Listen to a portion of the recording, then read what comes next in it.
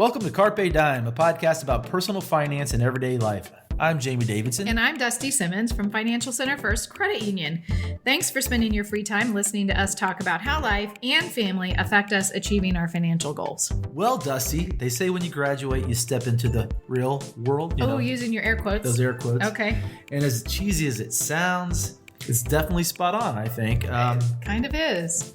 Even if you've been working during college, you were in high school, you worked a little bit, you worked throughout college, and then all of a sudden you wake up and you're sort of expected to go be an adult. And there's like all these decisions to be made that you've never had to think about. Right. And it's not like you weren't an adult when you're in college, but all of a sudden everybody's like, the question is, when you get a job, where are you going to work, So. Right. Well, Jamie and I, unfortunately, have been in the real world for quite some time. But, I still remember what that was like. I mean, can you think back to when you were making that transition, and what were some of the things that really shocked you? I was actually kind of a slacker.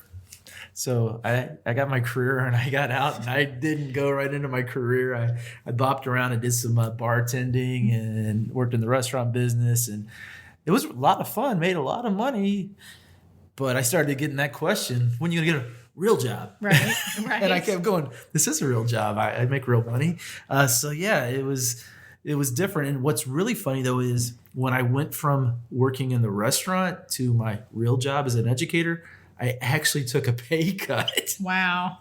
Yeah. So that was a little tough there, But I also think back to college when I got out, I was actually a little depressed because we were used to our little bubble there. And all your freedom and yeah, and then you get back home, and if you stay with your parents for a while, when you get back home, they want to know when you're coming home. What are you doing out so late? And it's just a huge, I don't know what you want to call it, but it wasn't pretty. Let's just put it that way. And this is totally indicative of our personalities too, because I had a job within 6 weeks of graduating and moved out of my parents' house. And I literally got married 2 months after I started my real job. Oh my. So I know, right? You did it the right way. Well, no, I didn't. Yeah. Because whether you do the detour job or you go into your real job, there's still a lot of decisions to be made financially. So detour is funny. Yeah, I tell you, I was loving it, man. I was making cash. I was like, why? And I was like, let's be an adult. Why would I get up at 5 a.m? It's funny. They're trying to get me to substitute teach, and I'm like, you're going to pay me $5 an hour? No, I'm not going to get up. I stayed out till 3 a.m. the night before. Absolutely not. So, college students, this podcast is for you. We don't want you to be as overwhelmed as we were when we graduated. So we're going to talk today about the 8 financial steps you need to take after you graduate. But as usual, at first, let's take a look at some stats. Yeah, we got some facts and some stats. And Dusty, go ahead and give us that first one. All right. So according to an offers.com survey, 55% of new college grads say their number one graduation gift they'd like to receive is, and this kind of surprised me, financial help. I wonder if that means they want some money. I don't know if that means money or if it means advice. Mom and Dad, will you give me money for a down payment on a house? Absolutely not. Listen to Cutting the Cord, and then you'll know the answer to that one. Okay, and what's another stat? Well, according to Fidelity Investments, 47% of college grads report feeling stressed over the amount of loan debt that they acquired while in college. Yeah, and I think, I've got kids getting ready to go to college, and you've got a couple in college, and the cost of college is just astronomical now. So I totally get this, why anybody would feel stressed. Yeah, I agree. We're putting a lot on their plate. Yeah. Which we had on our plate as well. It just seems like it's a little bit more than it was when we went through. I was able to work and pay most of it, and you as well. And that just seems a little overwhelming because my children do actually. They're accumulating student debt right now. Right? Yeah, but they're working at the same time. Right. So it's so much more expensive, I think. So agreed. All right. So having said that, let's talk about these 8 steps to help you transition from college to the real world. Yeah. All right. You guys are ready for this, I bet. Yeah. Enjoy it while you're there, guys. You never get to go back. 8 steps. So number 1, believe it or not, is once you're getting to the point where you're ready to get out of school, and you do get out of school, begin that process of finding that career job. That is in your field of expertise, right? Where you actually went to school for, where you got the degree. Right. Don't go and do what I did and go work in the restaurant business for a couple of years before you actually go into that. And what I think is so great about college now is I think universities really do a good job of helping students get to that next level and find that first job, where I don't think 20 years ago that was the way that it was. No, really, there wasn't a lot of help there. And I always make fun of Cece over here, but she actually came through an internship through Ball State University, and she does a great job. Mm-hmm. And I've been amazed at how good she has been since the beginning. So I think they're more prepared than I was. Absolutely. Well, and internships is such a big thing now, where back then it really, it was encouraged, but it wasn't required. So exposure to real life jobs is easier. Yeah. It's required for most majors nowadays, right? I was required to do student teaching, but that didn't mean that school was going to hire you. That's exactly right. No, they wanted you to be a substitute. Right. So that's what it takes me back to, why it took me so long, because you have to get offers. And the way for me to become a teacher was you had to go and substitute, and that's how they would then give you an interview, right? Right. So for the graduates we're talking to today is this: make sure you're getting those job offers lined up, or at least getting it so you're going in for the interview, right? Absolutely. And so, hopefully you're getting multiple offers, you're doing lots of interviews, but when you get those, you're comparing those offers and you're being prepared to negotiate. Right. What'll happen is you might get an offer from 3 different companies, and make sure you're comparing them. And we're going to talk a little bit about that comparison here in just a second, besides just the actual amount you're getting paid. And remember, it's not all about the money. There's some other things in there you should take a look at. Yeah, which really is about number 2, right? Right. But before we go to number 2, remember this. When you do get the offer financially, believe it or not, you can negotiate that. You can ask for more, which I know sounds very intimidating, but it can be done. That was the mistake I made. I negotiated, but it was like $2,000. And you gotta put a little bit more value in yourself. Right. Because they're always going to go low. You want to go high so that you can meet in the middle of where you really want to be. I'm going to remember this next time I have to negotiate my raise. So what's number 2, Dustin? Okay, so number 2 really goes along with that is once you found that first potential job and you're comparing offers, make sure you're looking at their employer benefits in addition to the salary. So things like what? You want to look at healthcare. Do they offer healthcare, and how much is that? You want to look at, do they offer rewards for doing wellness? Like our employer actually gives us wellness bucks if we do certain things. Right. Also, what else do you want to look into? You want to look into 401ks, what their match policy is. Some companies offer some really great match policies now. And don't also forget about things like vacation and sick leave. What's their policy on all those? If you plan on being somewhere very long, what's their maternity, paternity policy? Right. Just, companies are getting a lot better at catering to this younger generation. So look for things that you value yourself in your work-life balance. It used to be you went, they offered me this much money and I get this many days off, and that was sort of it. Now you've got to look at all these things. Like, okay, so I'm making this much money, and then you got to look at your quality of life. Because most of us now are trying to, you live to work, but now we sort of created that idea that you work and then you live, right? Living comes first. I think in my parents' generation, my father, work was that was who he was. He worked to live. He worked to live. Right. Yeah. So make sure you're looking at those things, and look for the vacation days. Look for those, like you said, paternity, maternity leave, because there are some companies out there now that will pay you for a lot more than others would. When we were going through maternity and paternity leave, nothing. It was just, you had to use your sick days. Right. Things like, I'm seeing a lot of companies that are offering things like Friday lunches, gyms at the office, or a gym membership, or parking paid, or whatever, work from home opportunities. Think about how you want to work, and then look for companies that have the job you want, but also the benefits that align with your values. Right. And make sure you're comparing them when you get the offers. Yep. Okay. So number 3. Okay, we're always saying this on here, but we're going to say it again. Make sure you're creating a budget. You're sitting down and looking at a budget, and that you are actually getting the job that will fit your budget. Because if it doesn't fit your budget, you're going to have to adjust your budget. Come on, Jamie. I'm 22. Do I really need a budget? Well, unless you plan on living with your parents and then paying for everything, you might want to get a budget, right? Right. Usually you get out of school, you want to, I wish I was 22. I should. Right. Let's go back to 22. Let me go back to 22. You've got, you either live with your parents or you move out, right? And so you have to pay rent. Mm-hmm. And you decide whether or not are you going to have a roommate or not have a roommate. Mm-hmm. Did you have a roommate, or did you? I got married. You got married. I know, I'm stupid. I know Cece moved out and she had her own apartment. I actually had a roommate who was a very good friend of mine, but I can tell you, after a year living together, I don't think we talked to each other for 3 months afterwards. Oh, wow. Because we just had gotten to that point. And then 3 months later, I got married, and he was in the wedding. But I mean, really, you have to think these things through, right? So you're using an app or you're using a spreadsheet, you're creating a budget. And what are the things that you should be putting in your budget at this point? Rent. Mm-hmm. Okay, what else? Student loan payments. All right. If you have a auto loan, if you need transportation of some sort, whether it's Uber or taking... Or a bus pass or a subway pass Yeah. or... Yep. If you want to go out and eat on the weekends or during the week, you have to have food on there and groceries. Don't forget groceries. Entertainment. Yeah. And I know when we're in our 20s, we like to go out and have entertainment. Utilities, don't forget all those things that you take for granted. Usually at home, you don't have to worry about the electric bill. You don't have to worry about the water bill. Once you get out, you'll eventually realize why I'm running around like a maniac going, who left these lights on?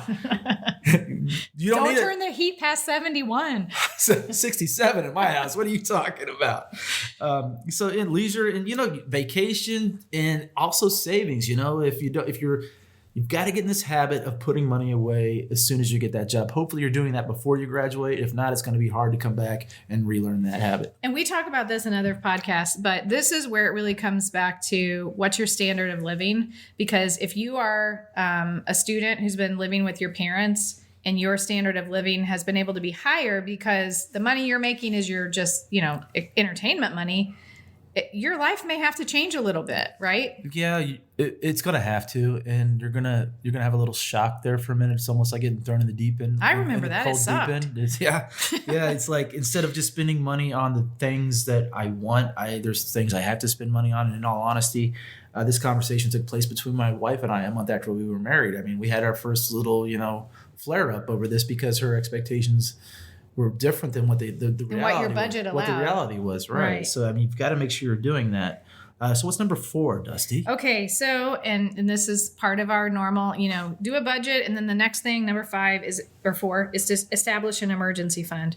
And again, this is crucial because there are going to be times that your car breaks down or your oven goes out or whatever. You need that $1,000, and that's all we're asking you for your first emergency fund. $1,000 put away for an emergency. Right. An emergency isn't going away this weekend to Florida with my friends because... Yeah, that's not an emergency. Or it's time to go to Vegas. That's it.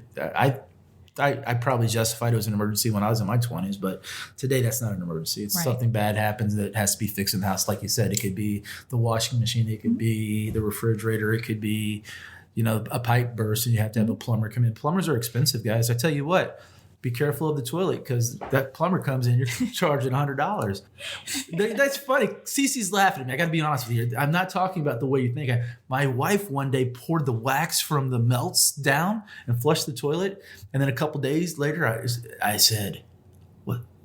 Something's wrong with the toilet." She's like, "Well, I might have done that." It created it sealed it so it wouldn't go down. So, yeah, but this really goes back to the idea that life sucks. I mean, it really does. And when it rains, it pours. I mean, we have a coworker who this week alone, like her garage door went out, her oven went out, and she had to have her car worked on. And that's more than $1,000. So emergencies happen. You got to plan for them. You may not know this, but I talked to another employee this week who actually had to spend $600 on the refrigerator. And the discussion they were having at their house was, should they just get a new one because they've already spent $600 and now there's another problem with it? That in life doesn't suck, but it sucks the money right out of your pocket. Let's put it that way. So number 5, we don't like to do this. You have to make those tough financial decisions, Dusty. Am I going to live at home? Or I don't want to live at home. You don't want to live at home? But I sort of touched on this already. Am I going to live at home? Am I going to get a roommate? Or am I going to get a house at age 22 or 23 if I can afford it? I don't know. What do you think?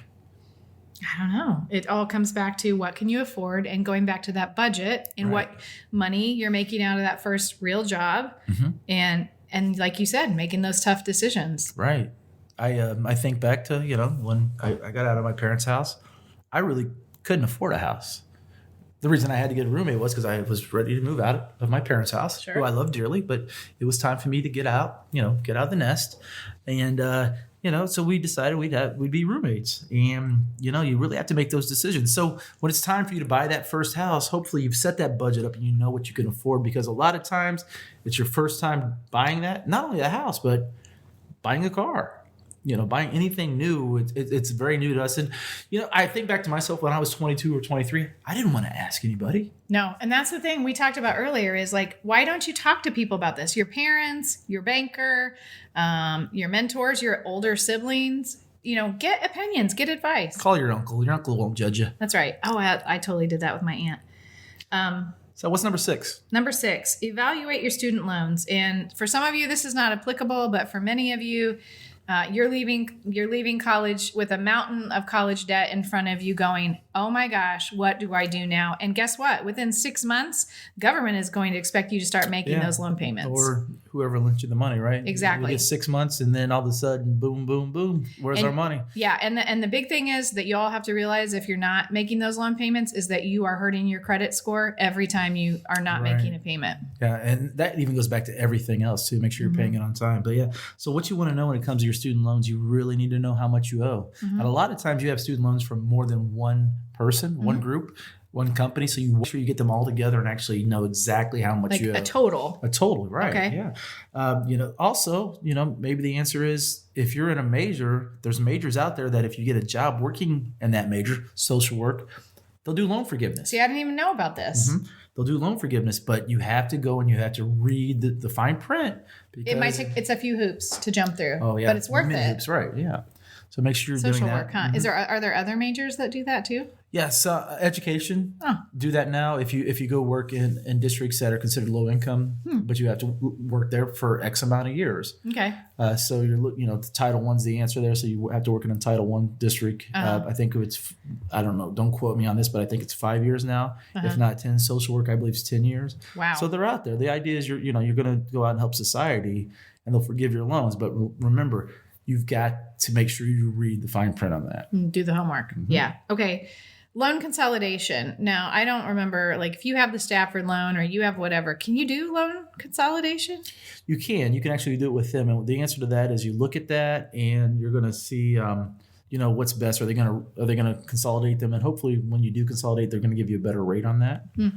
They also out there do where you can pay back your loans based on your income. So income-based repayment. So they will adjust your payment based on what income you're making. So yeah, the idea is when you first come out, you're not making a lot. So your payments are going to be lower. But as you move on throughout life, your income's going to go higher and you're going to be able to pay more. Now, the one thing that I remember when we had student loans is to make sure that you are taking advantage of the tax benefits related to your student loans. Is that still applicable? Yeah, you can actually take off the interest on your taxes. So don't forget to do that when you're filing your taxes by yourself, because you're an adult now. Right. You're an adult. That's right. It's funny though. You talk about that, and what I really want to tell you to do is just make sure you're paying on time. Put it on auto pay. Right now, when we're recording this, they've suspended people having to pay on their student loans. But I would tell that person because of COVID. Oh, which really? We don't use that word anymore. Remember, we gave that word up. Oh, okay. New Year's resolution. At least it's mine. You didn't tell me that. Oh, okay. No. I mean, they started when COVID started. They suspended payments to those education loans, and right now they're suspended until September 2021. What I would tell a person though is if you're already paying it, keep paying it because it's all going. You can do it. Yeah, pay more. It's all going towards principal. You can pay it off a lot faster. That's actually a great tip. Well, thank you. All right. Number 7, build or begin improving your credit. And, never too soon to do that. And you probably don't have a lot of credit until you're out on your own by yourself. So don't ruin what you start with, right? Well, that's what you're going to say. This is where we see people go out and ruin their credit. And then they don't realize it till they're in their late 20s, early 30s. And then they're like, oh my God, can somebody help me? Right. So the answer is to start early on this. And, guys, listen to our podcast and we can help you with that. Or, you can go out and just Google, credit scores and it'll tell you how to make sure you're doing the right thing. And if you're one of those really financially responsible people who say, I'm not ever going to have a loan for a car and I'm only going to pay cash, you still need to build your credit because at some point you are going to need a loan either for a house or an employer is going to look Right. at your credit score, or an insurance company. And so if you do not have established credit, that's going to be a real issue for you. So even if you're not making big purchases, work on little things that can build your credit, which is maybe as simple as having a credit card Right. and paying it on time and only using 30% of that. Credit line. card's been, it's a dirty word nowadays, but it's okay to have it as long as you're doing it the right way. And It's actually one of the things we recommend first to help build credit, right? as long as you do it the right way. Right.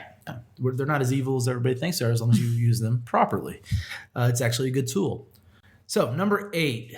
Okay, I know you guys are listening. You're out there and you go, I can't believe he's going to say this. But number 8 is start saving for your retirement. I'm such a nerd. When I was 22, this was like the thing that I was most excited about, is that I was going to start saving early so that I could retire by like 50. Wow. And of course, now I'm 42 going, there is no freaking way I'm retiring Not at 50. 50. But I did start at 22. That's very putting good. away money. And I started with that employer match at 3%, which felt like at the time a huge amount of money to give up on a monthly basis. And I'm so glad I did, because over time, like you said, every year we recommend 1%, 1%, that you don't see it. But starting at 22, I mean, I've got a good little nest egg. Yeah, time value of money, right? Yeah, exactly. Yeah, just watch it grow. And you can always start as early as possible. I've got a funny story on that one. I was working in the restaurant business and I did profit sharing, and I saved up this in the investment, and then I left the place, and then they sent me a statement, and I saw it. I'm like, well, I'm not using this money for anything right now. So I cashed it in. I'm like, let's go to Vegas. So 50-year-old Jamie right now would like to take 24-year-old Jamie and smack him in his head and say, you're an idiot. Learn from my mistakes. I mean, honestly, when we talk about a lot of these things, it's because of the mistakes I've made, right? And I'm trying to teach my children, and I'm trying to teach students, and I'm trying to teach young adults not to make my mistakes. So, and I think that's really the best advice out of all of this, is knowing that.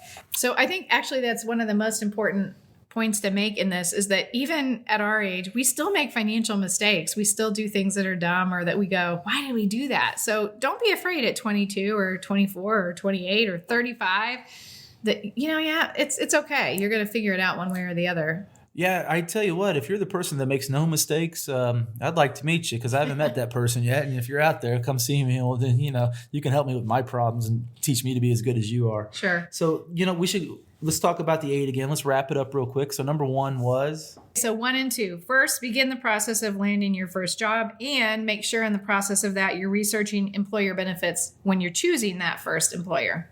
Number 3, make sure you create a budget. Number 4, establish an emergency fund.